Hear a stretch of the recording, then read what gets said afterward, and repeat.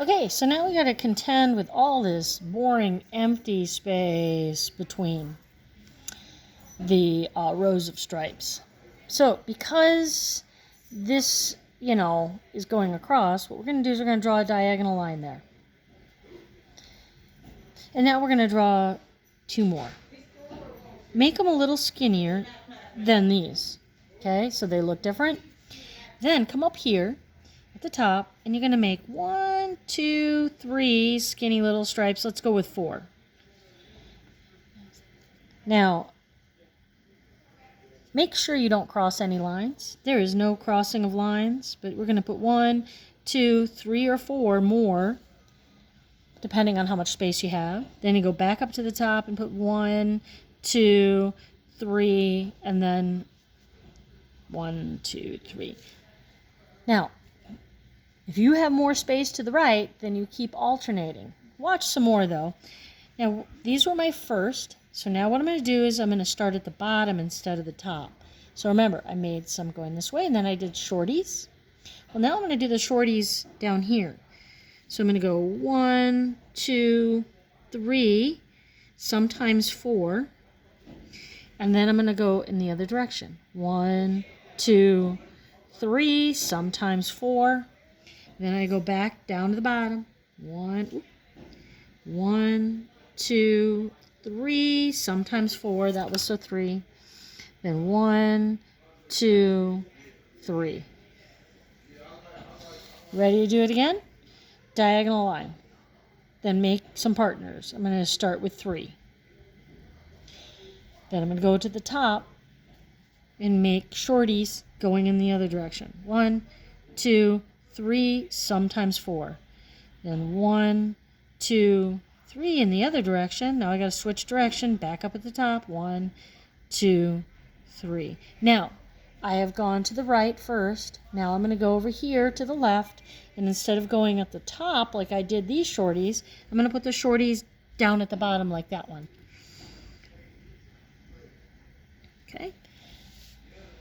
So this is the weave. 1, 2, 3, switch directions. 1, 2, 3, switch directions. 1, oh, there's only room for 1 there. So I'm going to do one more, and then I'm going to finish the rest off air. Diagonal line, kind of in the middle.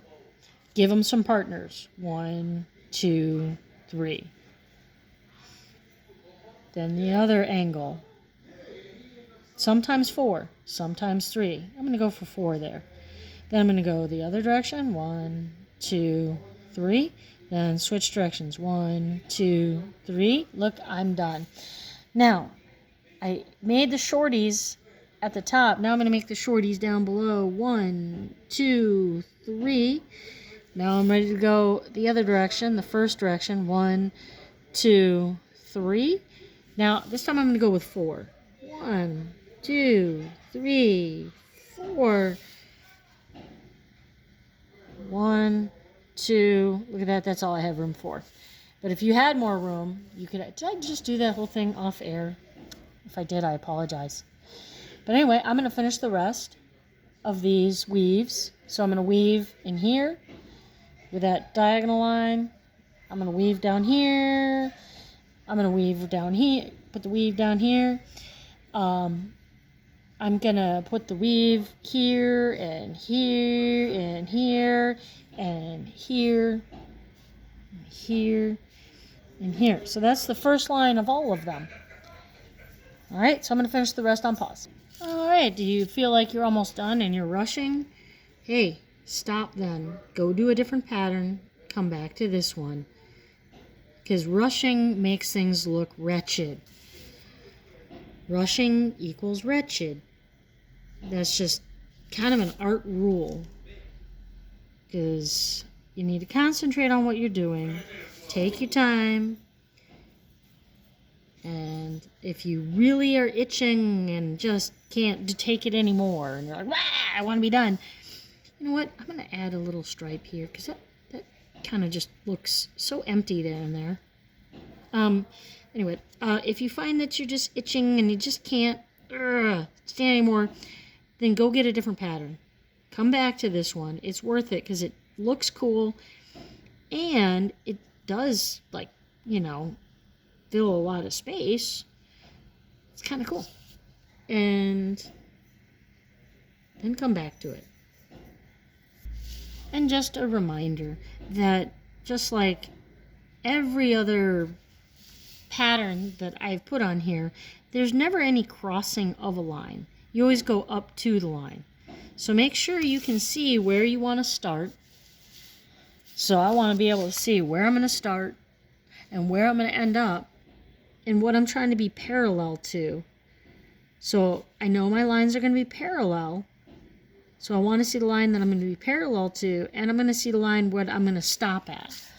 I have now completed the poles under the stripes with weave, basket weave, or I don't know, you could call that braid if you wanted. And, you know, if you are kind of an advanced student and you understand shading and you are, you know, going all out, then you might want to add some shading so you can show how these lines are going under. So you got to understand what lines are going up to and what would be going under. There it is, guys. Good luck. If it didn't work out, try it again or just pick a different pattern.